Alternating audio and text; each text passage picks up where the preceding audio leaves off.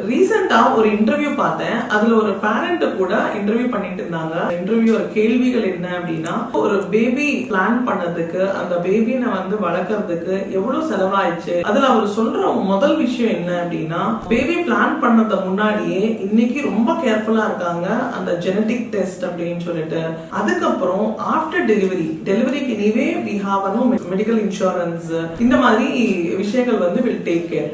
After delivery diaper expenses பாத்தீங்கன்னா 40,000-50,000 rupees. இது இல்லாம ஃபுட் எக்ஸ்பென்சஸ், இது ஓவராலா அந்த ஒரு பேபி ஃபர்ஸ்ட் இயர் தாண்டறதுக்கே வந்து he is spending per month almost 1 to 1.5 lakhs வந்து ஸ்பெண்ட் பண்றாங்க. சோ இந்த எக்ஸ்பென்சஸ் எல்லாம் பார்க்கும்போது ஹியூமன் பேபிஸ் வந்து இவ்வளோ டஃபா அப்படின்னு ஒரு செக்மெண்ட்ல தான் அந்த இன்டர்வியூவோட ஓவரால் பிக்சராவே இருந்தது. But it is not like that. So இதுக்கு வந்து I'm just going to give you a right solution.